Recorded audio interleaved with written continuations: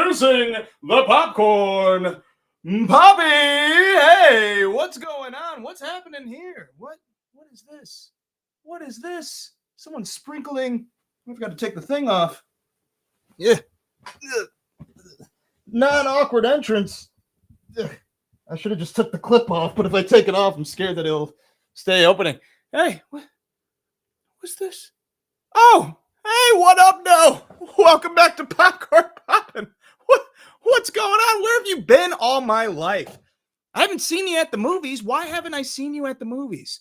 Well, you know what? I think I owe you a little bit of recap of what's been going on. Welcome back to PopCorn Poppin' Live, your ultimate movie, TV, and streaming guide. There's too much content in the world and you can't be wasting your time. So let me waste my time for you by watching all that looks vaguely interesting in cinema and letting you know what's poppin' and what ain't. In tonight's premiere, we'll be going over this past week's films and TV shows, the latest news for upcoming projects, and we'll also be catching up on the first half of 2025. Since we've been gone for a minute, we're back for the jump off, baby. We're going to be rating the top 8 films of this year so far, along with the top 8 television shows released so far. It's a little wink to my boy Tom from MySpace. You young kids might not know who that is anymore, but he exists, I swear. But first, let's dive into the most recent shows. And by most recent, I mean the Limelight shows. Limelight shows, if you are new to the show, are shows that are currently on or that have been recently released. We'll be going over the bigger stuff a little bit later on, but let's talk about something that was kind of big that came out recently in the past couple weeks. The final season of You finally premiered. Well, it is about a dangerously charming, intensely obsessive young man who goes to extreme measures to insert himself into the lives of those he is transfixed by. What's the rating of this? Well, it's better than last season, and I'd say if you're a fan of the show You in general, I burped, excuse me, or you can bless me, either way. But if you were a fan of the show and you were a little iffy after last season's fumble, I would recommend coming back to see how it all ties up. Pros are it's an adequate send-off. The cons are there's a lot of eye rolling going on from this guy. I was eye rolling my titties off. If that's a real thing that you could do, I did it. However, on the Pop-O-Meter, I'm going to give this final season a small with butter. Overall, I'd give the show honestly maybe a medium popcorn. But the previous season, the penultimate season, wasn't great. This final season, I liked how the show ended on paper. How it happened made me roll my eyes a bunch. The most recent show that came out last Friday, the full season's on Netflix right now, is The Four Seasons, which stars Tina Fey, Will Forte, Coleman Domingo, Carol Kenny Silver, Marco Calvani, and Steve Carell, taking place in the decades-long friendship between 3 married couples, which are tested when one divorces, complicating the tradition of quarterly weekend getaways. Rating, poppin'. I enjoyed the show. I enjoyed the show a lot more than I thought I was going to.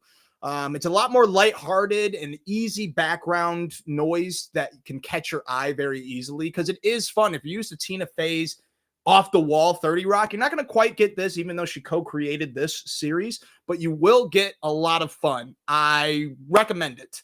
Cons, a little too White Lotus-y. A bunch of white people going on vacation way more than anyone could afford, let alone 4 times a year. No shade, but it's usually a bunch of white people. Thank God that this White Lotus has a Coleman Domingo. Having said that, I still recommend it. It's still popping. Probably the show that most people are talking about right now is Last of Us, which follows Joel and Ellie, a pair connected through the harshness of the world they live in, who are forced to endure brutal circumstances and ruthless killers on a trek across a post-outbreak America. Stars Bella Ramsey, who you may remember from Game of Thrones, and Pedro Pascal, who you may remember from Game of Thrones. The second season just premiered a few weeks ago. Poppin' or not? First season was a large with butter. If you never played the video game before, it did an excellent job following the video game. The second season only is 4 episodes in, and they've added a lot of different stuff, but so far it's been following pretty well. The pro is it's following very well. My personal con is it might be following the game along a little too well. Let me explain. A big death happens pretty early on in this season. Early on in the game, it happened as well. However, the main writer, had said that seasons 2 and 3 would be the entire second video game. So I thought it would be a good idea to change some things up and have this significant death happen at the end of the season. That way it gives people a reason to sit around and see what's the big thing that's going to happen. A lot of people were shocked, except for the people that played the video game or saw the trailer to the second video game. In any case, they did the deed. How is the deed after that? It is still good. I'm still interested.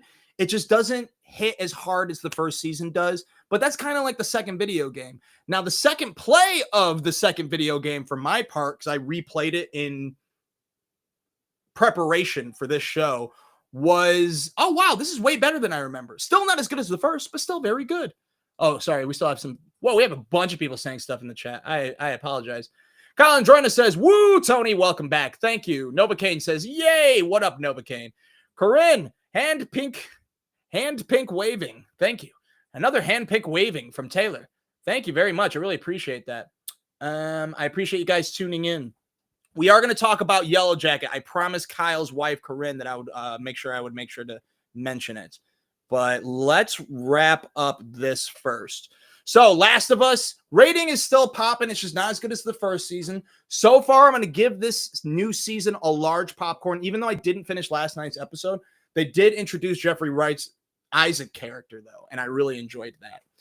Next series, The Studio on Apple TV+, starring Seth Rogen as Matt Remick, who is the newly appointed head of Continental Studios and is desperate for celebrity approval. He and his executive team at the movie studio must juggle corporate demands with creative ambitions as they try to keep movies alive and relevant. Sounds like a show for me? You're correct. This show was made for me. It stars Seth Rogen, Ike Barinholtz, Kathryn Hahn, Catherine O'Hara, and Chase Sui Wonders. Rating, super poppin'. Love this show so goddamn much.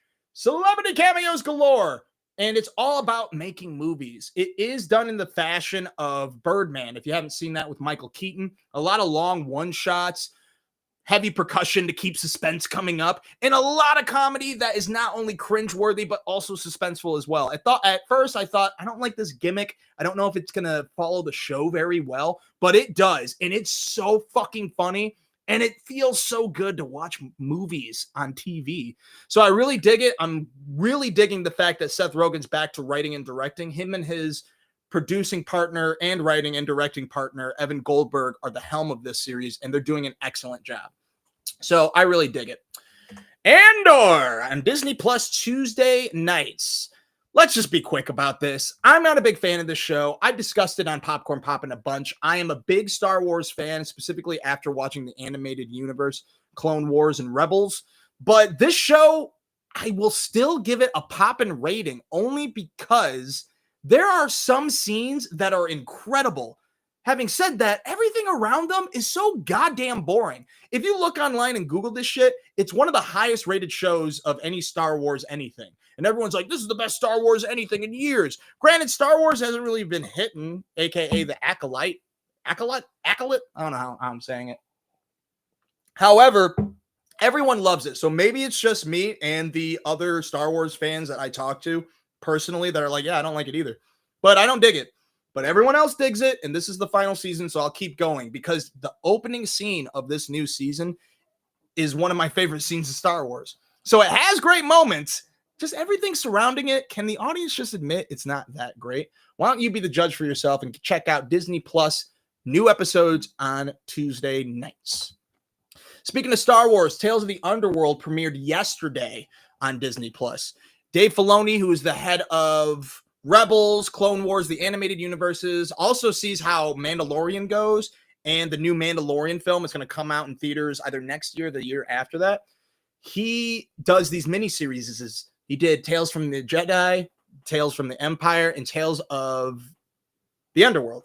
I did not like Tales of the Empire. I had a hard time getting through that. Tales of the Jedi is one of the best series ever, but I would say you'd have to be a fan of the animated series of Star Wars, Clone Wars, or Rebels. This is for those fans. I'm very excited, but I was very busy with this show that I didn't start it quite yet. So my forecast will be that it's popping. While we're on the subject of Star Wars, what's next for them? Ahsoka Season 2 is in production right now, and they announced that Hayden Christensen is returning for Darth Vader, which is really hilarious because everyone's excited. But I remember a day where people really hated Hayden Christensen as Anakin Skywalker. Having said that, Ahsoka season 2 is happening, and Ray Stevenson is going to be replaced with Rory McCain, who played the Hound in Game of Thrones. So I think it's pretty good recasting. So we'll see how it goes. You can check this series out on Disney Plus. I know I will. The Rehearsal on Max Sunday nights, Nathan Fielder comedy that I've talked about a bunch, where he gives people a chance to rehearse for their own lives in a world where nothing ever works out as expected. This new season, large with butter, very similar to Nathan For You, which I highly recommend. I'd give that a large with butter. I would recommend watching that on Hulu. The Curse is excellent on Paramount Plus, but it's a little weird and uneasy. It's kind of hard to watch, but it's like fucking genius. This first season, the second half gets way too weird. This season is weird, but it has a lot of the Nathan For You goodness of it. So 10 out of 10 would recommend. Yeah, I'm maybe not 10 out of 10. 9 out of 10. Poppin with butter.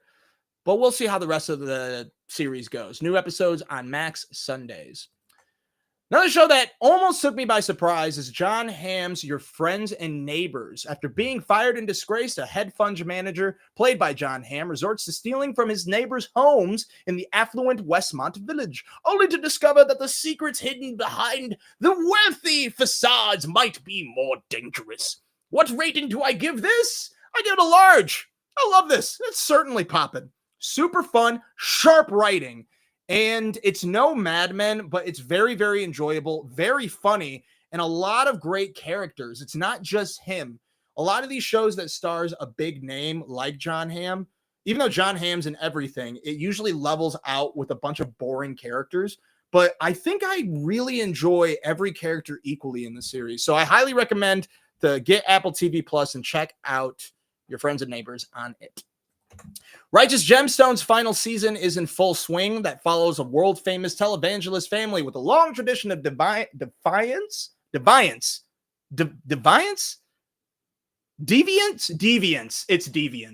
greed, and charitable work. If you're a fan of Danny McBride's Eastbound and Down or Vice Principals, or you're a fan of Adam Devine, Edie Patterson, John Goodman, or Walton Goggins in comedy, you'll love this show. Having said that, it is my least favorite show. I still love it, but it's my least favorite show out of all of Danny McBride's shows. I want to say it's the longest one. Usually Danny McBride likes to do 2 seasons and go. Eastbound and Down, HBO kept saying, make more. And they did. Thank God they did. But I'm ready for Danny McBride's next project. That's the only reason I'm happy the show's ending, but I do like this season as one of my favorites. So certainly poppin', medium with butter. Check out new episodes on Max Sunday nights. Dope Thief, a pleasant surprise that stars Brian Tyree Henry and the dude that played Pablo Escobar in Narcos as 2 lifelong friends who pose as DEA agents to rob a house only to have their small-time grift become a life-and-death enterprise as they reveal and unravel a big hidden narcotics corridor on the eastern seaboard. This show makes me never want to visit Philadelphia. It really doesn't. Having said that, it is very enjoyable. A lot more enjoyable than I thought. A lot of really scary, dramatic moments happen in this show with great action. It's a drama that's laced with so much great comedy and very good acting by both these guys, but specifically Brian Tyree Henry. So those are the pros. The cons are, I'm in the middle of the series right now. The whole season's on Apple TV Plus, but I'm in a string of like really boring episodes where not much is going on. I still recommend the show, though, especially if you're a fan of Atlanta and Brian Tyree Henry in general. Check it out on Apple TV Plus right now. Mobland, which stars Tom Hardy. Other people. Tom Hardy, Pierce Brosnan, Helen Mirren, who's like great in the show, but like character-wise, what a bitch. And Patty Considine. And they star in a show about 2 mob families that clash in war that threatens to topple empires and lives. Rating is popping for show. It's super dope. Guy Ritchie helped develop the series and he directed only the first 2 episodes. But if you watch this series, the writing is the best in the first 2 episodes. His hands were all over that bitch. It's like watching one of his films like Snatch. You gotta continue with consistency. The show is still enjoyable. It's just the first 2 episodes were the best. Still popping. It's just I'm going to give it a medium instead of the large that it did have in its first 2 eps. I'm going to keep watching. Mostly because it's Tom Hardy and Pierce Brosnan. and Helen Mirren. You can check that out on Paramount Plus on Fridays. And finally, before we get to Yellow Jackets, and I'm kind of just going to wedge in there, The Bondsman. I don't have much to say about this because I only watched the first episode, but I'm bringing it up because I really like Kevin Bacon, and I did enjoy the first episode a lot. It's about a resurrected bounty hunter who dies in the first episode and is resurrected. Great pilot. Hub Halloran, terrible name, gets an unexpected second chance at life, love, and his nearly forgotten musical career, only to find out that his old job now has a demonic new twist. It's Kevin Bacon. Not Kevin Bacon, it's Kevin Bacon. It's just Kevin Bacon. It is fun. It is popping. Right now, I give it a medium with butter. It was better than I had expected. I just didn't think Kevin Bacon was going to do a demon hunting show, and I think we need to get this in the conversation so that we all watch it and it doesn't get canceled, because it seems like a show that could get better and better. Before we hop into more, I thought I saw, oh, here we go, new messages. This is new, by the way, this program I'm using, as you can see from all the doohickeys. So through the ghost, you sent, I'm assuming you guys are sending like emojis, but I can't see them. Popcorn yellow striped smile, popcorn yellow striped smile, popcorn yellow striped smile. Thank you, Through the Ghost. I really appreciate you, Chuck. Cheyenne, very intrigued, eh? That's good. Ew, Keats, who the fuck am I? I don't know. What is that? That's weird. Mr. Bees, the almighty Bees, thank you for joining. If you haven't yet, make sure to follow Popcorn Poppin Productions on Facebook. We're 30 followers away from me being able to stream this on the Facebook there. That way we don't have to annoy you with all the invites. Anyways, thanks for joining, guys. So real quick, before we pop into, that was an accident. Before we pop into the Spotlight films, I just want to mention Yellow Jackets real quick. Yellow Jackets, if you haven't watched the show before, watch it and be wary that this last season was really difficult to get through. There was a lot of boring lost shit, a lot of them grasping at straws. I quit the show until I found out that they casted, I'll just say Joel McHale joins the show. And I was like, Joel McHale, all right, I'm down. And his episode is, or episodes, he's in multiple episodes, is great. And it has some shocking moments. So the show gets you sometimes, but overall, I'm like, y'all got to wrap this shit up. They said they have a plan for 5 seasons. The past season was season 3. You're going to need to wrap. I hope they wrap it up in season 4. Point is, I don't know if I'll be watching the new season unless you, the fans, tell me. So make sure to comment on this or or comment in general. Just let me know if you have any questions or if I should keep watching it or if you're going to keep watching it, because I'm really, really interested. It's still got a great cast and everything. It's just, I don't know, guys. I don't know. All right, now we're going to get into the Spotlight films. We're not going to talk about, well, let's just start with the one that everyone's talking about, and it's not Thunderbolts. Sinners in theaters right now, popping or not. I haven't met one person that hasn't liked this movie. And guess what? Your boy loved this movie. Of course he did. Trying to leave their troubled lives behind, twin brothers, played by Michael B. Jordan and Michael B. Jordan, return to their Mississippi hometown to start again, only to discover that an even greater evil is waiting to welcome them back. Poppin' or not, super poppin', excellent. The first half of the film is even and fucking strong. Masterful buildup, masterful suspense. It fucking amazing score. One of the best scores in cinema I've ever been a part of. Didn't know it was a one-day movie, so that was really exciting.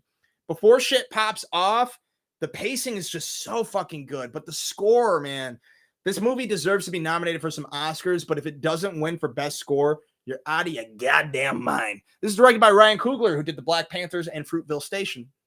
This is an original work that's inspired by From Dusk Till Dawn, which you can see very well as the movie progresses. You can tell that this is a big From Dusk Till Dawn inspiration.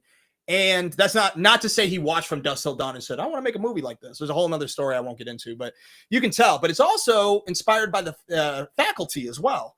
And if you haven't seen Robert Rodriguez's The Faculty, I highly, highly recommend it. I feel like not many people have seen The Faculty and everyone has seen From Dusk Till Dawn. Anyways, great cast. Miles Catton, Haley Steinfeld, Wunmi Mosaku, who's excellent. She's from Lovecraft Country and Loki. This movie is very Lovecraft Country-esque as well. And Delroy, what's his name? I'm sorry, guys. I should have had it written down. But Lindo, one of the best character actors of our time. This is his best role. Sure, he's got a lot of Delroy mannerisms, but he's so fucking good in this and so much more unique than other characters he's previously played.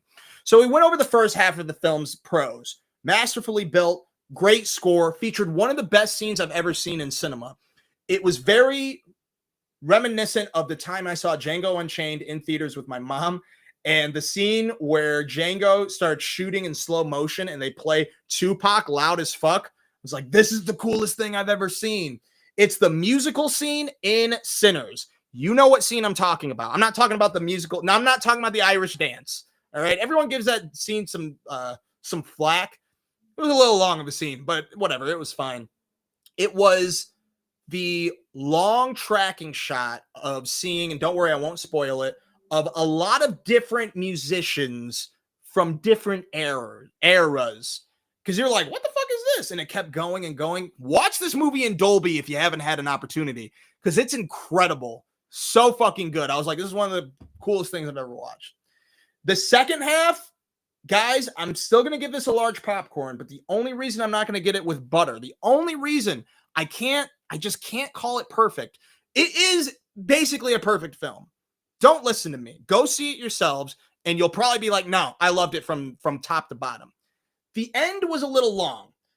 The horror aspect of it, which I won't say out loud because some people don't know what genre of horror this is, and I think it would be super dope to walk into this movie and not know what kind of horror movie this is. Because the first half, you're like, is this a horror movie? A lot of scary shit's going on, but not that scary. It is a horror movie, trust me. I love the buildup, and I love this type of horror. And Ryan Coogler hasn't done horror before, but this is a really great stab in it. Very reminiscent of how Jordan Peele's comedy goes into play with Get Out and Us and Nope. It's just the end of it. I just wish that they would have shuffled around some scenes. There's a mid-credit scene that, okay, after the threat is over, another threat pops up that was mentioned once. And I was like, oh, okay, I wish this was earlier because I thought this movie was going to be over, but all right. And a cool scene happened. And I'm like, all right, cool. I like it. Then the credits roll, and I'm like, yeah, I loved it. I'm still going to give it a large with butter. And they had another scene that, on paper, really good tie-up of the entire story, doesn't really leave room for a sequel, which I'm okay with. I think this is a great original film that could still have spin-off films in the same universe. But watching this scene, I was like, y'all should have done this earlier. Don't play the credits right now. If I were to guess, I think the studio was like, we don't want this scene. And he's like, well, what if we do it in the middle of the credits? And they're like, okay, fine. So, still popping. I still highly recommend everyone to go see it. I will say it, specifically the first half, is so fucking excellent. The second half has a lot of great gems, guys. A lot of great gems. But overall, totally worth the ride. Super fun. Super fucking fun. And it's unlike anything you've ever seen. It's very unique. Great genre film. Large popcorn. What's next for Ryan Coogler, you might ask? He's actually working on, I think, only producing a reboot of X-Files, which he says is immediately next in the works for him. He notes that he's spoken to Gillian Anderson, who also recently said that she'd be interested in doing something if she gets the phone call. So, be hype. Other movies in theaters that we'll go over real quick are The Accountant 2, which has Ben Affleck and John Barenthal. If you hadn't seen The Accountant 1, it's an excellent follow-up that stars Christian Wolff applying his brilliant mind and illegal methods to reconstruct the unsolved puzzle of a Treasury chief's murder. The Treasury chief's murder mystery is the only downside of this film. What you guys want to go see are these guys, the brothers at arms, being like the odd couple. One, they're both alone in life. One is comfortable with it and tries to make the best of it. The other, who is on the spectrum and is autistic, is alone and slowly trying to put himself into the world of normal society in very comical ways, but not comical like, oh, look, an autistic person. Just comical in a very charming way of this, like, fish out of water trying to swim in the sea with other fish, if that makes sense. There is a scene that I loved in this film that has these two in a honky tonk and Ben Affleck trying to dance. And it is so heartfelt, so funny, and put a huge smile on my face. It was a risk, but it worked. Very well directed. If you've seen the first movie and you're wondering if Anna Kendrick shows up in this, she does not, unfortunately. Having said that, the director said, with good reason, that he wanted to focus the film on the brothers' relationship, which makes total sense. But he did say if they do a third one, Anna Kendrick's coming back, which I'm down for because I love me some Anna Kendrick. Until Dawn, which is in theaters right now. Oh, sorry. Accountant 2 is popping. I give it a medium with butter.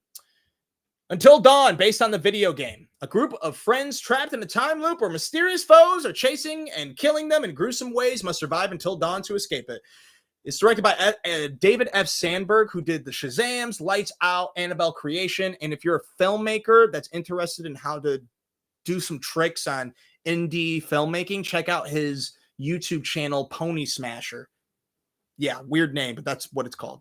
Anyways, poppin' or not for Until Dawn. Overall, I'm going to say poppin'. It's fun. It's like, and they literally say this in the film, it's like Groundhog's Day, where they relive a night of horror over and over again, except the twist is that every time they relive the night, there's a new foe they have to face, whether it's a crazy serial killer or poisoned water. If you saw the movie, that shit was crazy, and that was dope.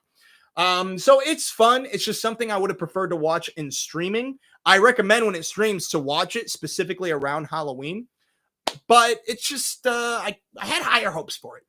Still fun. Just wish I had higher hopes. I feel like people that played the video game weren't a fan of the film, but I was. So check it out. I think you can rent it now. No. It's in theaters. It's in theaters. Medium popcorn. Warfare. I haven't watched this, but I just want to talk about it real quick. This is co-directed by Alex Garland, who is one of my favorite directors that did Annihilation, Ex Machina, the miniseries Devs, Civil War, which I didn't like. I didn't like it. 28 days, weeks later, years later, he wrote all of those, and Sunshine. He co-wrote and directed this with Ray Mendoza, who it's based on an actual mission about a surveillance mission that went wrong for a platoon of American Navy SEALs in insurgent territory in Iraq. I hear it's fantastic. I just never had time to see it. I will be watching it, and I forecast it to be very well made. Let's see some comments that came about. Corinne says, don't give up on Yellow Jackets. If you're still here, I heard it. Fine. I won't. If you watch it, I'll watch it. I'll watch Yellow. It's just really hard to watch, man. That last season was rough. Wasn't a fan. But, again, still had some of its moments.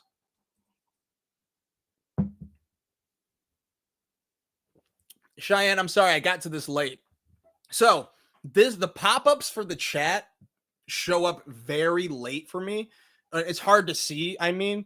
So if you guys are going to ask me any questions about movies or TV, just be more specific about which movie or TV show. I don't know which one you would have been talking about. I'm going to go over the last few real quickly. Until Dawn, wait for streaming. Accountant 2, you can wait for streaming. Sinners, go see it in theaters right now. Go see it in theaters. Go see it in theaters. They're actually re-releasing it for IMAX, so definitely watch that. And Kyle and Droina, Until Dawn game was real fun. I was really thinking the movie would suck, so I had no interest in going, but maybe I will now. Don't go to theaters, though, Kyle. Just wait for streaming. It's dope, but I think it's going to be, I didn't play the video game, but I'm pretty sure it's very different from the video game. All right, moving on to Another Simple Favor. Didn't watch it. My mom said it was terrible. I really liked the first film that had Blake Lively and Anna Kendrick. I'm a big Anna Kendrick fan, but I don't know. Maybe I won't watch it because I hear it's bad. I don't know. It might be fun, though, anyway. It's the same director, Paul Feig. We'll see. Havoc. This dropped on Netflix recently. Okay, so I'm not going to tell you what it's about. It doesn't matter. It's an action movie that has Tom Hardy, and it's one of those movies that I got to tell you, the first 20 minutes, maybe 25 minutes, I was like, man, this movie ain't that great. Until this fucking scene happened. The director is Gareth Evans, who did 2 of top 10 best action movies ever, The Raid Redemption, The Raid Barenthal. He is a master at action scenes. When the nightclub scene starts, Everything else is fucking wild, insane, some of the craziest shit you've ever seen. So watch this movie on Netflix. It's got Tom Hardy. Granted, my biggest con about the film is not only that the plot is stupid and I didn't pay attention to it, but that Tom Hardy's face is obviously put on. There's a lot of bad CGI in this movie, but man, the action scenes are worth it. Just trust me. Go watch Havoc on Netflix. Background movie until the nightclub scene. Trust me. Black Bag. This is a pleasant surprise. I watched this recently. I like Steven Soderbergh, but I forget how great of a director he is because of how much shit he puts out. If you like sexy spy shit and you like Steven Soderbergh films, he did Traffic and Haywire. Those are the only two movies I can think of. I know he did a lot more than those. He also did the Ocean 11 movies, which I'm a big fan of. When his beloved wife, Catherine, is suspected of betraying the nation, intelligence agent George Woodhouse faces the ultimate test: loyalty to his marriage or his country. This movie is like a play, specifically 2 dinner scenes between the whole cast of Michael Fassbender, Cate Blanchett, Naomi Harris, who I love, that needs to be in more films, Tom Burke, excellent actor that more people need to know his name, and Marissa Abella from, damn it, Industry. Really good on Industry. And Regé-Jean Page and Pierce Brosnan. The film is popping. It's very fun. I give it a large popcorn. I just don't think anyone's going to want to watch it. Just, I don't know, try it if you got Peacock, I guess. All right, guys. Thank you for staying in the room. We still have our main event. ThunderBolts. Hold for applause. If you haven't looked online, they've recently revealed what ThunderBolts actually is. Sorry, I'm making sure. So anytime I look at my phone, it's because I help. By the way, shout out to Kid Rax. He produced the music in the opening of the PopCorn Poppin. He helped me create the theme song for this show. Shout out to Kid Rax. He's helped with this production immensely.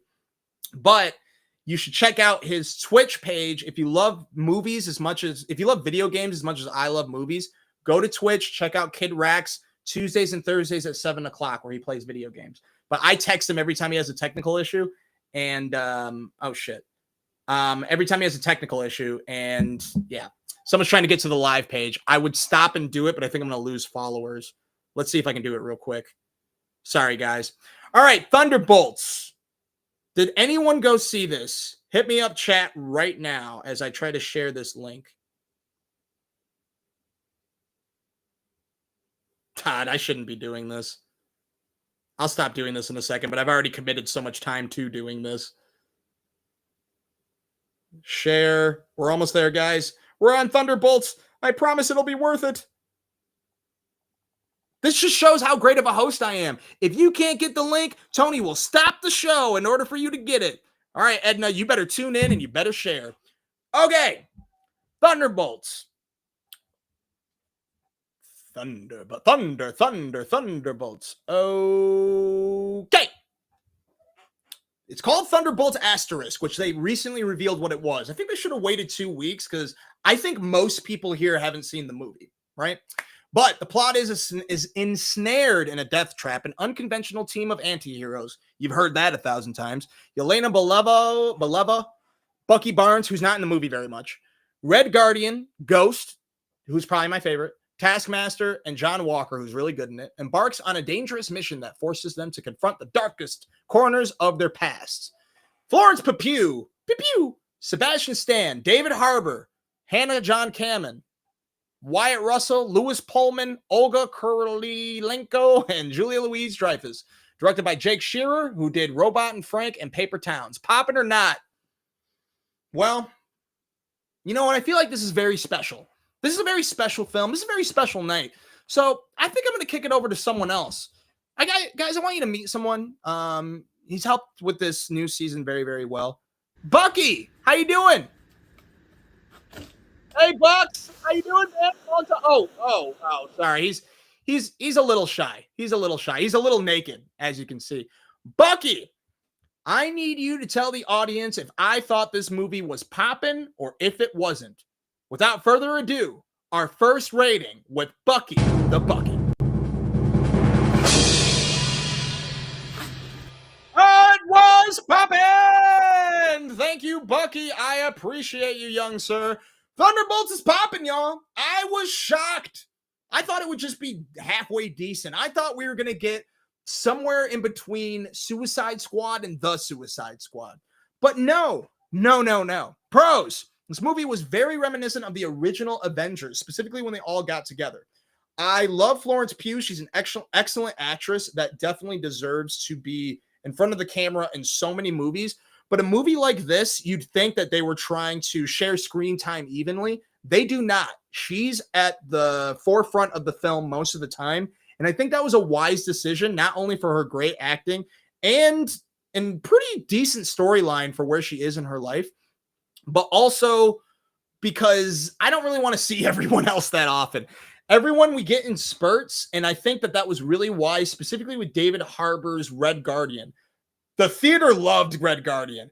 I was scared about Red Guardian when I saw him in the trailer. Even though I stayed away from the trailer pretty well from this, I was like, I don't know, guys, but he is hilarious in this. But like, you know, the trailer's like, I love this guy. I guess what's so funny? What, you love this guy? Well, that's not that funny. In any case, the movie was dope. Way better than I thought it was going to be. The ass-kickery scenes were great. There were some fun scenes. One of the first times in a long time that I sat in an MCU movie theater and people were reacting like the Infinity Saga days. Remember the Infinity Saga days where people were like, oh, what? Ha ha ha. That was hilarious. Like, it's like, oh my God, I love being at the movies. That was the experience with this. It's been a while since MCU been on their shit, but they were on the shit with this one. They did a really, really good job. Now, excuse me. Cons. The third act. Now, I think if you compile all of my videos together and put them in Chat GPT and be like, hey, where does Tony usually get lost in films? It is always, not always, most of the time, it's the second half of the movies, the third act. Walt Disney does this all the time, specifically with MCU films. I've noticed that the first half of MCU films are the director. Taika Waititi is going to put in all his stuff, all the fun bits, and then the second half is like these weird explosions and weird like thing that we've seen all the time. Usually some sort of storm in the sky. Always a storm in the sky. Always a storm in the sky. They did that with this. From the beginning, you realize, oh, this is subliminally about fighting depression. At least that's what I viewed it as. And then it is way more, it was subliminal. Then it's heavy-handed. Then it's heavier-handed. Then it's eye-rollingly heavy-handed, where you're not fighting bad guys, you're literally fighting depression. That was too much. I lost some interest. I'm not gonna lie. I was like, oh God, come on. Having said that, it did not ruin the movie. It just made me go, okay, let's get going. So overall, Poppin', I recommend to see it in theaters because again, the way the theater was reacting, it made me think this is like an old-time Avengers film. So are they back? They have to be. Because guess what, gang? There are 3 movies left of this saga. Fantastic Four First Steps, Avengers Doomsday, and Avengers Secret Wars. Will they finish strong? They fucking better. I'll tell you that much. Let's go to the chat. All right. Novocaine. You so sweet, Poppy. Thank you, Novocaine.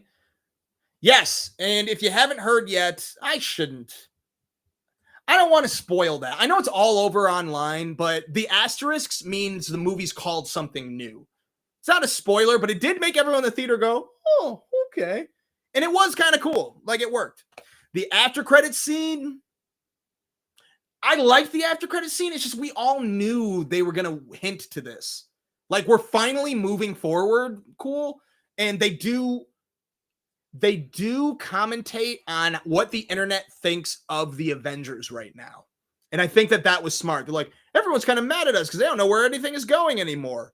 It's like, hey, guys, we're getting back on track. Get the fuck back on track, MCU. Very excited.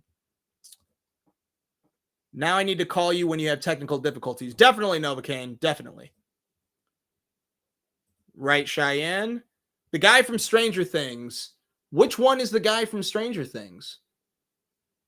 Although you might have mentioned... I don't think any of these guys are from Stranger Things.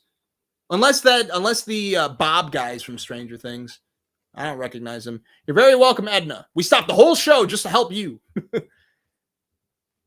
Thank you, Logan. Thank you, buddy. Tell your friends. Although, if you tell your friends, tell them that I cuss a lot. And there will be sketches that are very inappropriate for this. OG Gizmo, what's good? Make sure you like and subscribe to the channel if you haven't. OG Gizmo, great movie. OG Gizmo, thank you for joining us for the movie. Quality or quantity? I will say, so I know that MCU has stopped everything when it came to quantity. They're like, we are doing way too much. They finally are like, we need to slow this down.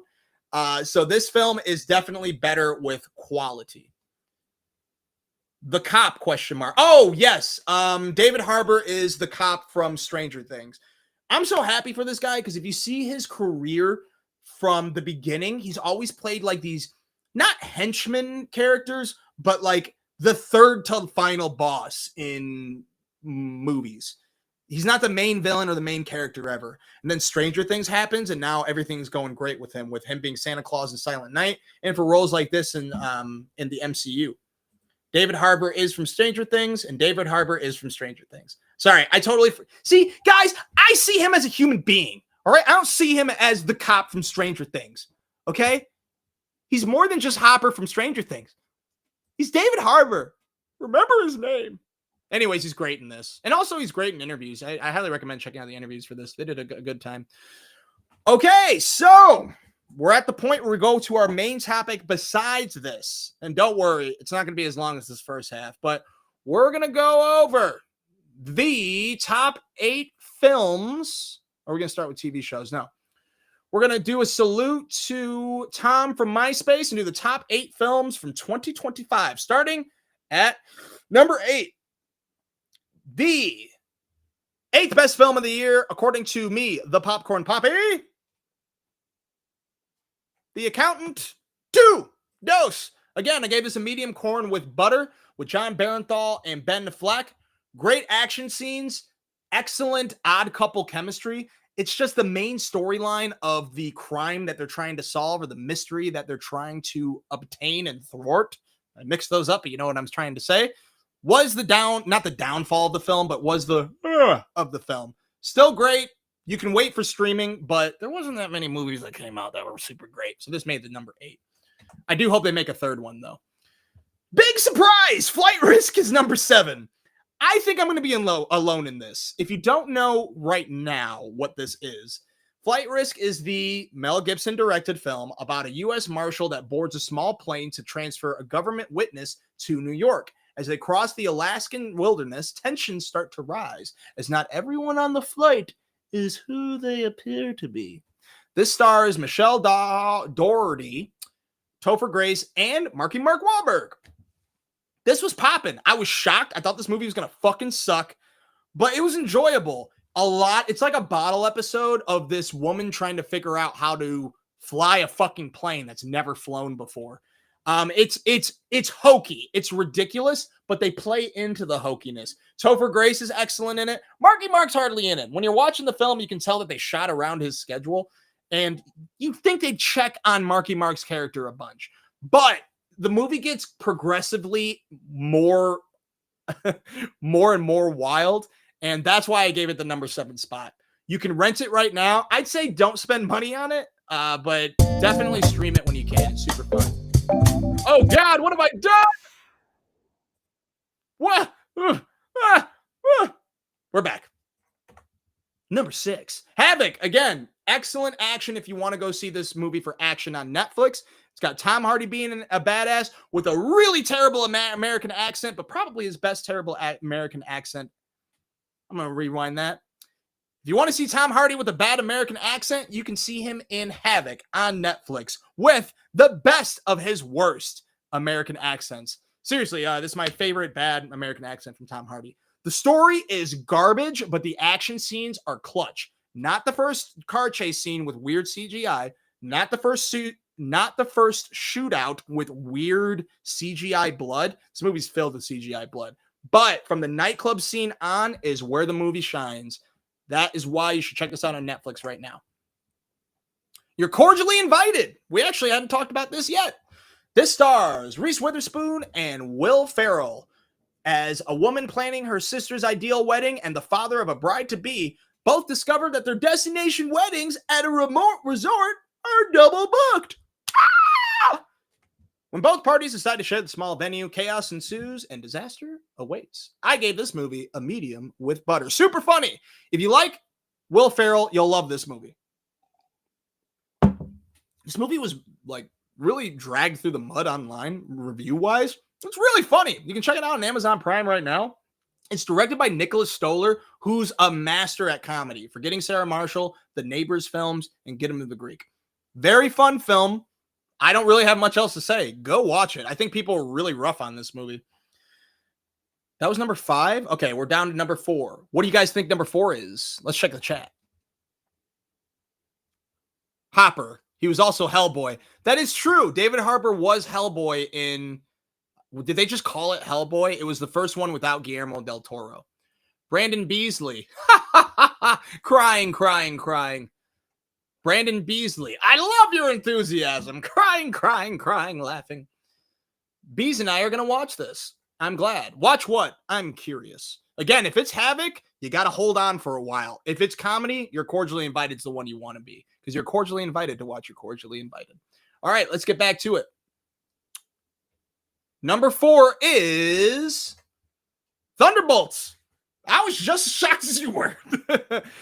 Leading up to watching this movie, I thought it was just going to be another multiverse saga flop. I thought that we weren't going to get good films until Fantastic Four: The First Steps, which is the third to last film of the saga. However, we got... Oh, I'm sorry. That's not the third to last.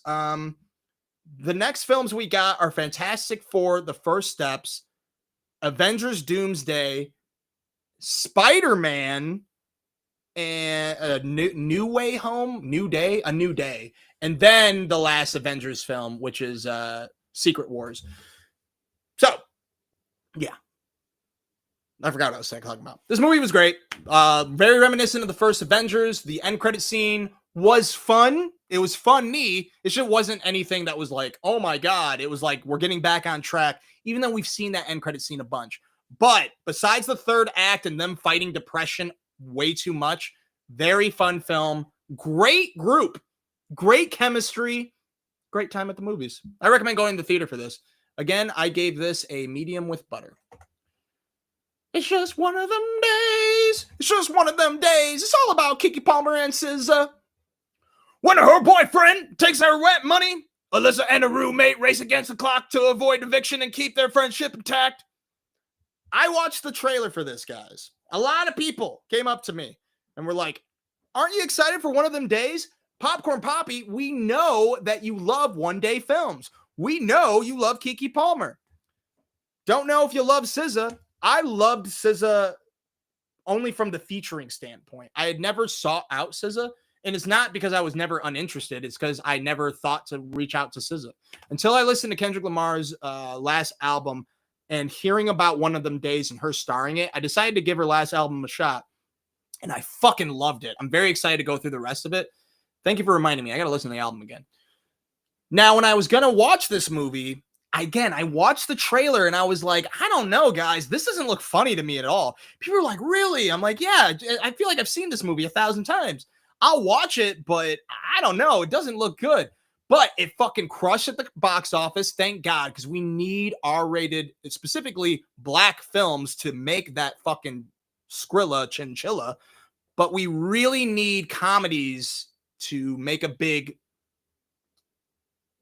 hole in the wall for fucking movie theaters. Sorry, I've had way too much energy drink. Anyways, One of Them Days, poppin'. I thought it was fucking hilarious. I'm so happy that the trailer sucked. I was nervous that SZA was going to suck in this because she's not known as an actress and she's an amazing artist.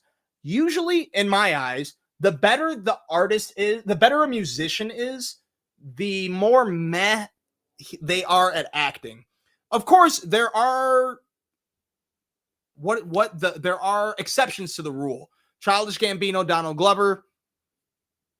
I can't think of anyone else. Will Smith, although, you know, his music's aight. But One of Them Days, Highly, highly recommend. It's got a large popcorn, guys. That's why it made it to number 3. It's our first large popcorn of the top 8 films of 2025. You can watch it on Netflix right now. Let's go over to the chat. Edna Cooley is hating on Cordially Invited. Well, Edna Cooley, you are cordially uninvited. Hey, I don't blame you because it is known online as not good, but Edna, tell the truth. Are you a Will Ferrell fan? Because if you're not, that's why you didn't like it. If you are, I'm very surprised you didn't like it. Bandit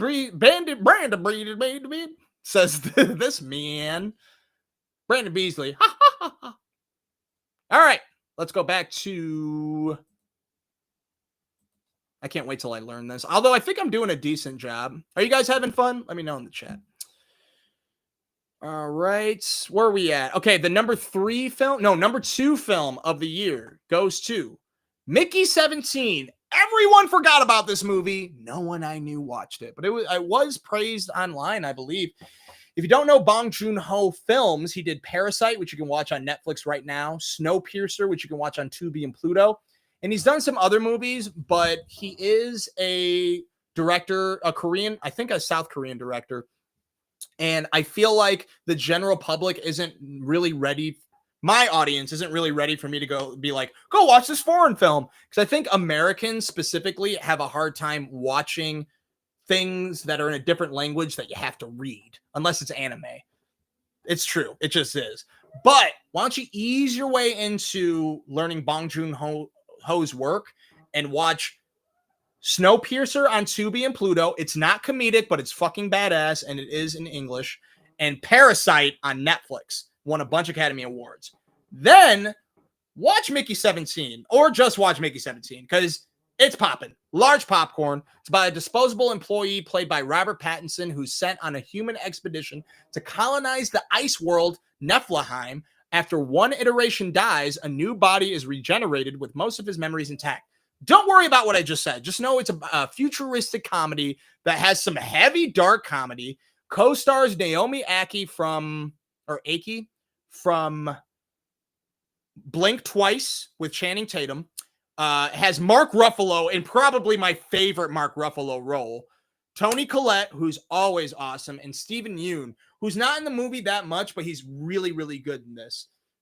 He voices Invincible, in case you guys didn't know. Anyways, great film. Excellent.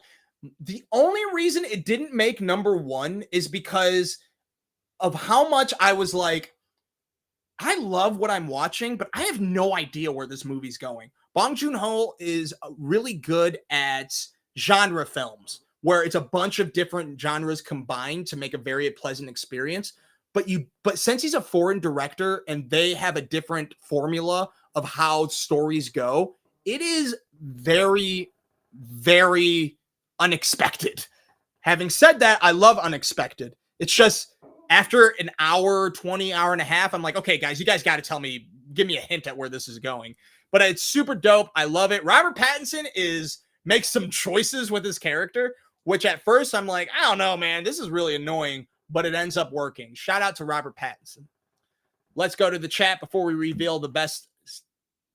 Okay, I guess we are going to reveal it right now. So I accidentally did that.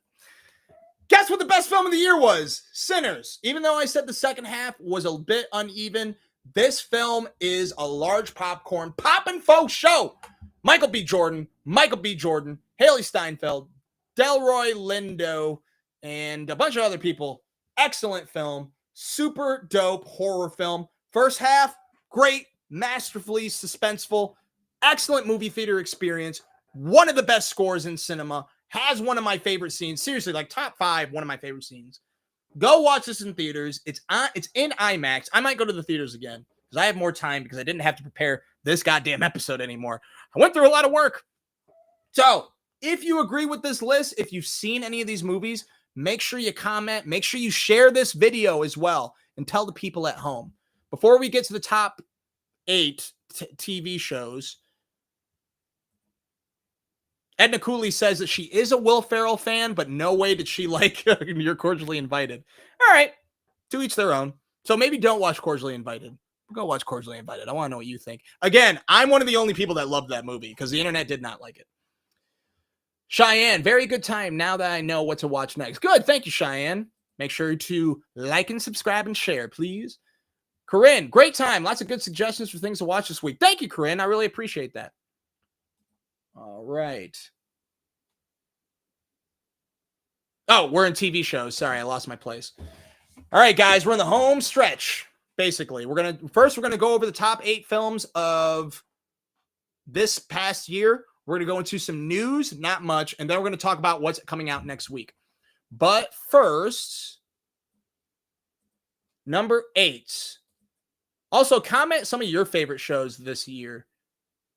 There wasn't that much to choose from. No, it's a lie. There was a shit ton of shows that came out. Number 8, which I would have guessed would have been my number 1, but instead it was number 8. There were a lot of shows that came out, but Black Mirror is number 8 only because it had a lot of competition, to be honest. Specifically, the first episode entitled Common People, my favorite of the entire season, which is about a medical emergency that leaves school teacher Amanda, played by Rashida Jones, who fights for her life. Desperate husband Mike, played by Chris O'Dowd, signs up for Rivermind, a high-tech system that will keep her alive, but at a cost. Excellent, excellent episode. One of my favorite in Black Mirror history. Equally funny as it is dark. Great special guests in this season, including Issa Rae, Paul Giamatti, and others. Also, but just know Common People is my favorite. There is a sequel to Star Trek, the Star Trek episode, USS Callister. I liked it, just wasn't as strong as the first one. Number 7 in the best shows of 2025. Your Friends and Neighbors. I really wanted this to be number 1 because I really enjoyed it. But again, you put John Hamm in anything and I'm going to watch it, man. It's about a rich guy who loses everything and decides to rob his friends and neighbors. He's a burglar. Sharp writing, funny characters, and interesting characters. Great cinematography. Just fun, guys. It's no Mad Men, but it is excellently paced. And Jonathan Troper, I believe his name is, who's the showrunner, he previously did Warrior, which is an action show about the Tong Wars. So it's crazy that he went from this to that, but excellent job. Number 6, Invincible. Not a fan of animation, not a fan of superhero shows. Well, go fuck yourself. JK. You should watch Invincible. It's a really good show. We talked about it at length on PopCorn Poppin. This past season, in my eyes, was better than last season. Definitely more consistent, not only with airing, but also with entertainment. My biggest con is Mark's dilemma with self-identity. He kept blaming himself for all these things. And I'm like, dude, shut up. You're invincible. Just keep doing your thing. Then the second to last episode happens, which I don't want to give any spoilers away. But there is a multiverse aspect that's very strong in this season, and I understand why he had an identity crisis in it. But the season finale, oh my God, so good. This fight was so goddamn good. Shout out to Invincible. I want to be you for Halloween. Let's fucking go, season 4. Really excited. Next up, number 5. The Pit. Usually not a fan of medical dramas except for ER. I did watch some of Grey's Anatomy growing up, but I knew after like season 5 or 6, I'm like, this show's never going to end, will it? And guess what, guys? It's still fucking going. That's a long show. This show is so super good. I don't usually like talking about controversy, but behind the camera, but I will mention that this show is being sued by the Michael Crichton estate, and Michael Crichton did ER, which starred Noah Weil. This is very similar to ER. They're saying, no, it isn't, but yes, it is. It's very similar. However, a show that takes place in real time. Each episode is an hour long, and it is an hour in the day. Each episode is an hour of all of their days in this. Where does it take place? Not Philly. Pittsburgh, the Pit. Pittsburgh Hospital. A big tragedy happens towards the end of the show that really picks things up. And I'm like, holy shit, even though the whole show is really like suspenseful and shit, it's really good. It's a little heavy on the like Like what I've learned is you need to be good to people and you need to make sure to check your drugs for fentanyl. Like there's a lot of life lessons in the show, but that's just me being like an old man being like, I don't want life lessons. I just want everything. I don't like everything to be spelled out to me. However, things are spelled out to you in this show and it's very good. And apparently it's very medically accurate. So that makes me very excited to see what season 2 is going to bring. Highly recommend. Definitely give it a large. My only con is that it was 1 or 2 episodes too long. I was like, okay, guys, wrap it up. But still, excellent from start to finish. Number 4, Severance. I thought this was going to be number 1, but it's really hard to follow up Severance's first season with something better. I knew it was going to go bigger. You kind of have to with how season 1 ended. And it went bigger. It's just, you can tell they're stretching out the show. I really hope season 3 is the last. I don't really want to talk about it because I've talked about this show at length. Go see my previous videos. But I guess I had never talked about season 2. So pros, the cinematography is A1 in this show. Give Mark Scout, played by Adam Scott. Give him an Emmy. Give him a fucking Oscar. He's so fucking good in this show. One of the best mystery shows that has a lot of great comedy, but they throw in so much weird shit. The goat storyline is so stupid, and I think they know it's stupid, but the best thing to come out of it was Brienne of Tarth. What is that actress's name? Gwendolyn Christie. Her first episode, her second episode, holy shit, she's a badass.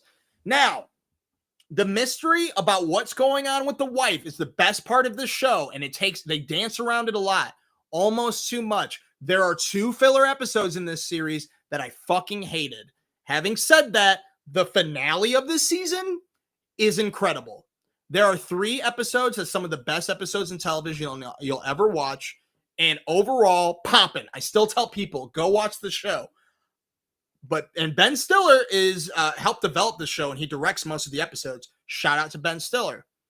Just make sure season 3 is the last. If it's not the last, don't do any filler episodes.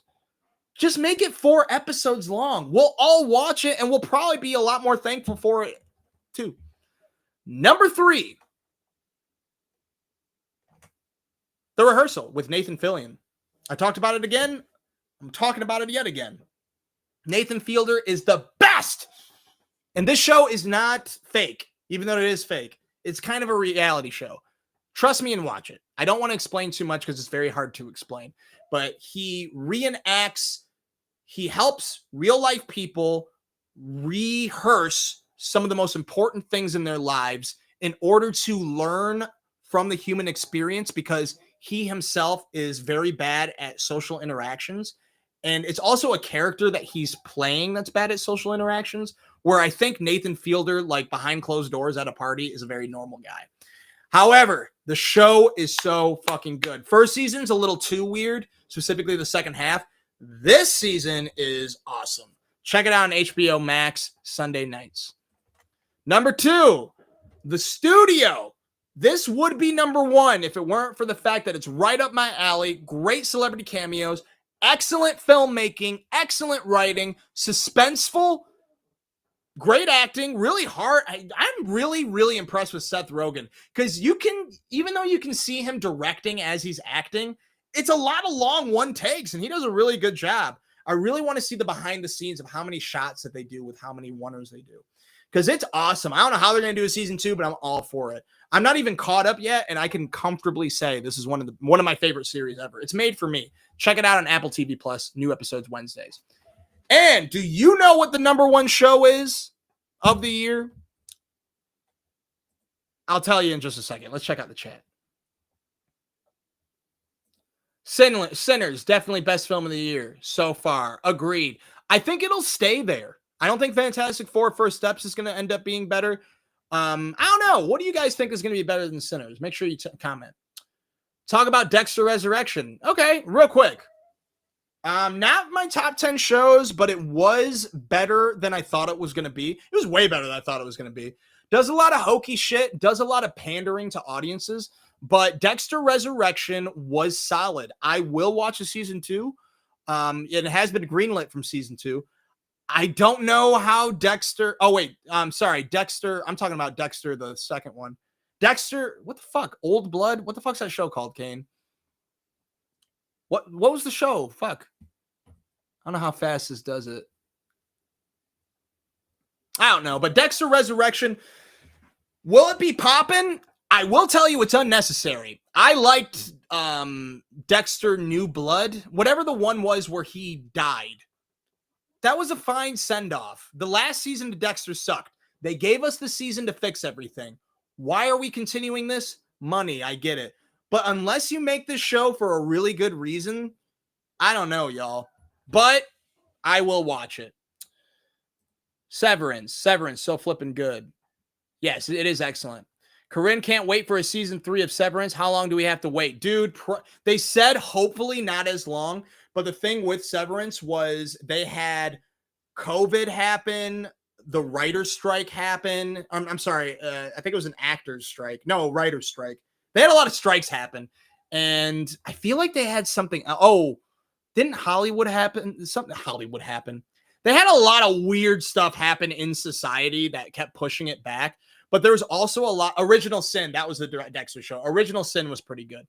But anyways, Severance, they talked about a lot where they said we won't let it go on too long. One thing to note about Severance, they said that they know how the show is going to end. Hopefully that's 4 seasons or less. Hopefully that's 3 seasons. Just finish strong. I'm telling you guys, that last scene in Severance, or the last episode in Severance in general, but the last scene, oh, chef's kiss, as Roxy would say. And Seth Rogen is better in Call of Duty. Damn. He's really good in the studio. What's the studio, Kyle? You hating. You bugging, bruh. You bugging. All right. The number 1 show of the year is Drewski's Could Have Been Love. Didn't see that coming, did you? A reality show from PopCorn Poppin, who notoriously hates reality shows? Oh, God. That's coming out of my nose. Clip that. Oh, God. That's how much I love it. Could Have Been Love. Oh, fuck, dude. That burns. Could Have Been Love. Drewski, an internet celebrity who hosts a dating competition where singles vie for his heart and a hefty cash reward, leading to unexpected twists and romantic drama. If you love trash TV, this is for you. And what's even better, it's on YouTube. It is popping. It has some recurring, like, same old jokes. Like, he will do a bit for a long time. And there's a lot of, I don't watch reality TV, though. So, like, you can tell a lot of it's constructed like reality TV, but it is super fun. The reunion just aired, and it was awesome-tastic. Shout out to Caleb, one of the best buds you ever want to have. If you slip and fall and your homie slip and falls right after you, he did that shit on purpose to help you out. Shout out to Caleb. But anyways, love Drewski. I love Switcheroo. I do love Bambi, but Bambi's a lot. Yeah, super dope. And guess what? If you haven't watched it before, you can watch it for free on YouTube. How crazy is that? Pretty insane, if you ask me. It's insane in the membrane, Jermaine. So those are the top 8 and top 8. So what's coming out next week? First, let's talk about what's happening in the news, if you don't mind. Real quick, the last Sony movie, which was Kraven the Manhunter, with Kraven the Manhunter, hunting man and beast. Anyway, Sony's killing Spider-Verse. So no more of these weird villain-centered films. Venom 3 did really great at the box office, but everything else besides the other Venoms fucking sucked. I'm telling you, the Venom movies are bad movies, but they're very entertaining. No one will admit that, but I'm telling you right now. Watch it from like a cinematic standpoint. Very enticing to the eyes, but not good. But entertaining. I enjoyed watching those in theaters. Haven't seen, I watched Madam Web, very entertaining, but that's like, you shouldn't watch the movie, but it's like entertaining of how bad it is. But I'm glad. Kill the Sony, the Spider-Verse. We have enough Spider-Verses going on anyway. Jesse Plemons will play. He's hungry for some Hunger Games. Good title, me. Jesse Plemons will play a young. What the fuck's his name? Philip C. He'll play. Who the fuck is he playing? Polcharch Heavensby in another spin-off movie of Hunger Games called Sunrise on the Reaping. I don't know if it's a direct sequel to that last Hunger Game movie with Snow White, but I don't care. I'm more interested in this because I really like Jesse Plemons. And he does kind of remind me of Philip Seymour Hoffman. Guy Ritchie's directed Roadhouse 2. Check out my Roadhouse review on YouTube if you'd like, because don't fuck with the OG, but it was the Jake Gyllenhaal one was fun, but it barely touched the original Roadhouse. But I'm so ecstatic for Roadhouse 2. Guy Ritchie did Snatch, the Sherlock Holmes films, The Gentleman, and The Covenant. Excellent filmmaker. Super excited for him to do Roadhouse. It's going to be fucking dope, guys. I'm so excited. Hitchcock films are hitting Netflix June 1st. You know what that means. At the end of June, I will be doing probably each week in June, we'll be talking about an old Alfred Hitchcock movie and why you uncultured swine need to go check out the OG Master of Suspense, Alfred Hitchcock. People don't like The Birds. I'm going to tell you why you need to like The Birds. People haven't seen Vertigo. I'm going to tell you why you need to go see Vertigo. People haven't seen Psycho. You need to watch Psycho. Well, I already know what happens. Watch Psycho, dude. If you are slightly interested in filmmaking, see Psycho. See any Hitchcock movie. You can watch most of them, including Vertigo, Rear Window, another great film, Frenzy, The Man Who Knew Too Much, Family Plot, The Birds, and more on Netflix June 1st. I'm ecstatic. Kerry Washington's production company is working on a Desperate Housewives-inspired series entitled Wisteria Lane, which is if you hadn't seen Desperate Housewives, it was huge back in the day. A close-knit group of housewives reside in Wisteria Lane. It may appear to be a seemingly perfect neighborhood, but it hides many secrets, crimes, forbidden romances, and domestic struggles. I'm not gonna lie, I watched the first season of Desperate Housewives and I really enjoyed it. And then I was like, this is too chick flicky for me. I can't watch it anymore. And I'm glad I didn't, because I hear it didn't get much better after the first season. But I'm down. If Kerry Washington's in it, I'm down. She said it's not a reboot. She said it is, I think she just said it's inspired. I don't have the quote here, but she said it will be different. So I'm down. Why not? And finally in the news, Selma Blair. I'm a big fan of hers. If you hadn't seen The Sweetest Thing, which you can rent right now, the reason I put my hand on my chest is because she suffers from MS. And I really like Selma Blair. I think she's an underrated actress. And I was heartbroken to hear about that. But she says she's feeling much better and she wants to return to acting. And she's got a few movies in the works. And you need to rent The Sweetest Thing if you haven't. It's a great comedy with her and Christina Applegate and Cameron Diaz. She's from Legally Blonde, which you can watch on Prime and Tubi. Rent Cruel Intentions. Really fucking sexy movie. She's not exactly sexy in it, but that's the joke of her character. But great actress in the original Hellboy, which you can watch on Pluto as well. All right, before we talk about what's coming out next week, which will be our final part of this video, let's check out the comments real quick. Did I talk about The End of Us? The End of Us. I think you're talking about The Last of Us. Yes, I did. I will be reposting this. You can check it out on my YouTube after we're done recording. I'm also going to be posting clips. So, guys, make sure you fucking share those clips. Get the word spreading. And follow the Facebook page. If you haven't yet, follow the Facebook page and subscribe to the YouTube page. But if I get 100 followers on the Facebook, I can do the live directly from that Facebook page and help build the brand. Because I forgot to tell you this earlier, Kane, my LLC was approved today. PopCorn Poppin Productions is officially a business, ladies and gents. What that means, I don't know, but I'm very excited. All right, let's jump into what is coming out next week. Tim Robinson and Paul Rudd star in Friendship, which is about a man who tries to befriend his charismatic new neighbor, but is soon threatened to ruin both of their lives. This looks amazing. If you haven't watched I think you should leave with Tim Robinson on Netflix. Fucking watch it. One of the best sketch shows you'll ever watch. Tim Robinson, by the way, frequented one of his starting acting things was at Planet Ant, which is where I'm at right now. I'm putting my hand on my heart a lot. I think it's because I want to just hit Axel Foley on my chest. Anyways, Poppin' forecast. This will be a large with butter, ladies and gents. I promise you. However, caveat, we're probably not going to talk about this next week because every time I try to look for movie tickets for this movie, it's in select theaters. Nothing around me.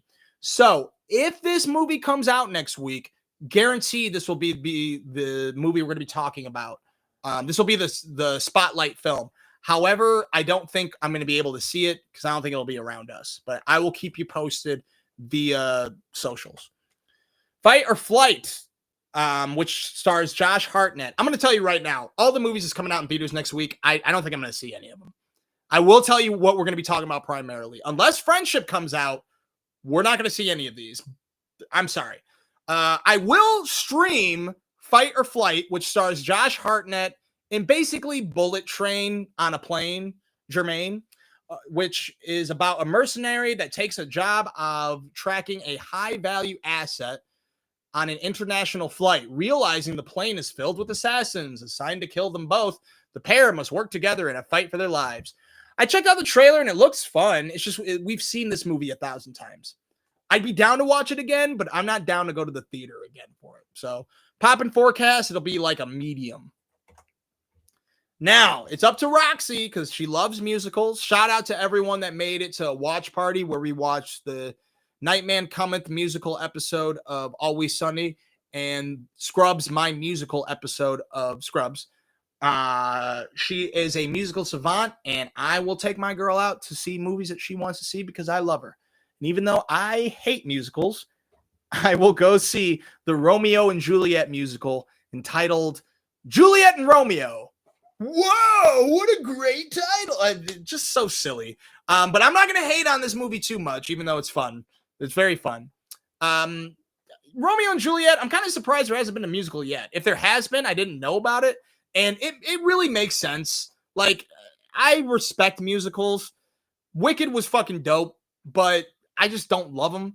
This makes sense. So we might talk about this next week. It really depends on if Roxy wants me to go take her or not. But if she doesn't want to go, I'm not going to fight her about it. Shadow Force, another film that I would rather watch on streaming, but I really love Kerry Washington. I really do. However, this movie just looks meh. It's about an estranged couple with a bounty on their heads who must go on the run with their son to avoid, and that rhymes so you know it's true, to avoid their former employer, a unit of shadow ops that has been sent to kill them. This is in theaters Thursday. I would rather it be streaming. I watched the trailer and I was like, this looks okay. But I love Kerry Washington and I want to see her whoop ass. So don't worry, Queen. I am rooting for you. And I love you, Omar Sy. You're really dope too. But honestly, Omar Sy's movies are like okay. It just doesn't look very unique to me. But I will watch it if it goes on streaming. Speaking of streaming, Nona's, which stars Vince Vaughn. After losing his beloved mother, a man risks everything to honor her by opening an Italian restaurant with actual Nonas, grandmothers, as the chefs. Poppin' forecast, not for me. I watched the trailer. I was excited to see a Vince Vaughn movie hitting Netflix. But if you're a Vince Vaughn fan, watch the trailer. I would say older women are really going to be excited for this. No shade. Go ahead. This looks cute, but it does not look like it's for me. I don't want to watch it. So I'm not going to. So if you want to watch it, comment, let me know. And if you do watch it, let me know before next Monday and I will make sure to report it. Now, what I will watch TV side is Poker Face. The first season was awesome. It's a Mystery of a Week series following Charlie Cale, played by Natasha Lyonne, who has an extraordinary ability to determine when someone is lying. Super fun show where the first half of each episode focuses on the murderers and how they do the murder or how the murder takes place. Then it focuses on who we're following, Charlie Cale, played by the impeccable Natasha Lyonne, and it's literally a superpower. she always knows when someone's lying. It's super simple, and there's nothing supernatural about it, but that is a supernatural thing. So really cool premise, and yeah, I dig it. I don't want to look at who else is in this season. I like being surprised. I know one of them is Sean Mulaney, and I think that's kind of cool. And let me see who else. Nah, I don't want to see who else. Anyways, you can check out the first season on Peacock, and the premiere will happen on Thursday on Peacock. Conan O'Brien must go. If you're a Conan O'Brien fan, check him out. Surprising fans while he takes in local culture, cuisine, and sights. The first season was awesome. It was only 4 episodes long. I'm down for a longer season next season. But this will be premiering on Max Thursday. And last but certainly not least, the show Forever, which I hadn't heard about until doing research. I don't know anyone that's going to be in this. It's about 2 black high schoolers in Los Angeles that navigate first love and intimacy amidst social and parental pressures. You know, this isn't my type of show, but check out the trailer. These days I rarely go for like straight up romances, especially high school romances, but this looks really well made and full of heart. I know it sounds corny, especially coming from me, but I ain't lying. I'm going to watch this. I think it looks pretty good. It reminds me, it definitely is different, but I have this similar feeling of Sylvie's Love, which you can watch on Amazon Prime, starring, what is her name? She's Valkyrie in Thor. What's her name? Damn it. Tessa Thompson. How can I forget your name? Super cool name too. Anyways, that is a great romance film. Honestly, one of my favorites. Very underrated. But that's what this show looks like. So I'm down. Check out the trailer. Let me know what you think. And next week, we are going to be discussing the Infinity Saga. That's right, gang. I am going to be going over the entire Infinity Saga. There's not much coming out on TV. There's not much coming out in theaters. There's not much coming out on streaming. And we just got done with ThunderBolts. So before the new Final Destination film coming out in 2 weeks, which, by the way, get hype. I'm hyped for it. I think it's going to suck, but it's still going to be awesome. We're going to go all over the Infinity Saga, starting with the last, working our way up to the best in the Infinity Saga. And I hear that we can get our hands on a deleted scene from ThunderBolts, never before seen. And we're going to premiere it live on PopCorn Poppin next Monday, 7 p.m. So make sure you watch, gang. And that's it, guys. That's it. I hope you enjoyed the show. But before we close out, let's see the last remaining comments. Wow, we made it under a minute, hour 30. That's if you haven't watched a show before, that's a good thing. Let's see. The Facebook page is called PopCorn Poppin Productions. That is also the same name on Threads, on Instagram. I made new socials for everything. On X, I made an X account. I haven't really been updating it, so I got to make sure I do that. But the Facebook page is PopCorn Poppin Productions. If you check out my personal page, which probably most of you know me from, just go there and you can find, I've been sharing like crazy. So yeah, do that. Edna also says, congrats. I appreciate it. Thank you. Kyle, I enjoyed the first season of Poker Face. Looking forward to that and new season of Twisted Metal on Peacock. You know, I hadn't finished Twisted Metal, but the fact that it got a season 2, I'm definitely going to watch it. It's so crazy and wild and goofy. That's not a slight. I was just very taken aback by it. And a lot of shows were coming out around the same time. So I decided against it. But yeah. And finally, from Corinne, I'm so glad you brought up Poker Face. First season was so good. Gonna have to rewatch for season 2. Yeah, me too. The next 2 weeks for me are gonna be rewatching the Final Destination films and Tales from the Underworld, which is Star Wars. But that's really short. Those episodes are like 10 to 15 minutes long. But Poker Face is really enjoyable. So I might have that on in the background at the very least. All right, so my last task I'm going to give to all of you is to go to my YouTube, subscribe, please subscribe. Send in your comment on this video, share this video. It really helps me out. There's going to be merch coming. I have an LLC now. All right. I need to make money off of this thing. And I think that this is a pretty well-structured thing. I think we're doing good stuff. We are going to have special episodes down the pipeline, but let me know what you think of this layout. Do you like the circle? Do you like the square? Do you like the salted butter in the back? Do you like Bucky? What am I doing that you guys like so much? What am I doing that you guys hate so much? Let me know. Comment, share. Like the Facebook page, follow the Facebook page. Just do the things. I'd appreciate it. And again, if you love video games as much as you love films, check out Kid Rax on Twitch Tuesdays and Thursdays. And he gives away prizes too. I should give away prizes. But yeah, Venmo me money so I can do prizes because I'm broke as fuck. And this shit costs money, by the way. All right. I love you, fam. You guys are awesome. Thank you so much.